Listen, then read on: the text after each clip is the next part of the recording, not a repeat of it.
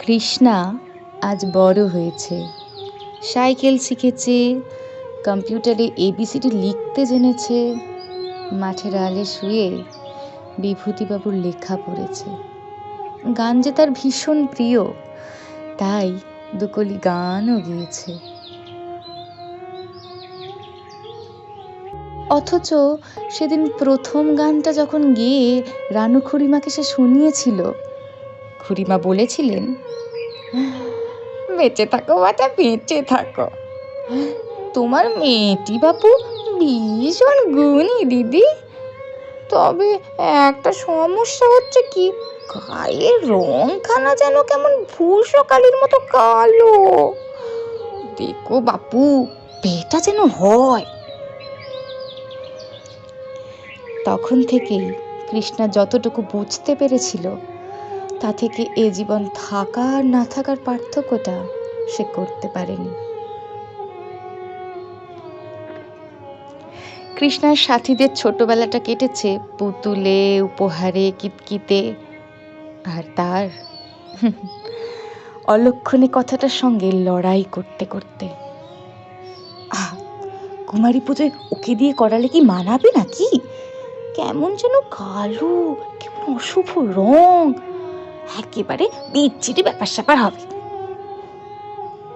তারপর থেকেই রোজ ভারে ফেলা 1 টাকা 2 টাকার খুচরোরা একজোট হয়ে কিনে ফেলেছে কত ফর্সা হওয়ার ক্রিম, জড়িবুটি, শ্বেত চন্দন, কিন্তু কিছুতেই কিছু হয় না। আচ্ছা, কৃষ্ণা কেন ফর্সা হতে পারে না? কেন এমন সে? তবে কি সত্যি সে অপয়া, অশুভ? একদিন মাঠের ধারে দূর থেকে সে দেখতে পায় কেউ নেই তার চারপাশে। এই লড়াইয়ের ময়দানে সে একা, চোখ বন্ধ করে যে ছবিটা শুধু ভেসে আসতে থাকে, এক অপরূপ অসামান্য কালো মেয়ের ছবি। তার কোনো ভয় নেই লজ্জা, ঘৃণা, আত্মবিশ্বাসে সে অহংকারী, তেজে সে জ্যোতির্ময়ী। সে অসামান্য, সে কালো, সে শুভ, সে সত্য। যেন কৃষ্ণার কানে কানে সে এসে বলে যাচ্ছে, প্রতিটা রূপই যে নতুনের সৃষ্টি রে মা, তাকে অবহেলা অন্যায়, তাকে অবহেলা পরাজয়। কৃষ্ণা ভয়ের ছিটকে দূরে সরে যায়, টেবিল থেকে ঝরে ঝরে পড়তে থাকে সমস্ত ক্রিমের শিশিগুলো। আয়নায় ধরা পড়ে এক অমায়িক রূপ। এ রূপ তো আগে কৃষ্ণা কখনো দেখেনি।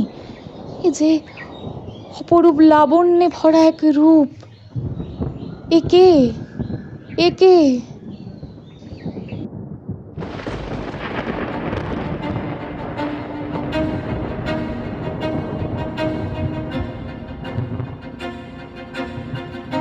কৃষ্ণকলি আমি তারে বলি, কালো তারে বলে গায়ের লোক। মেঘলা দিনে দেখেছিলেন মাঠে কালো মেঘ, কালো হরিণ চোখ।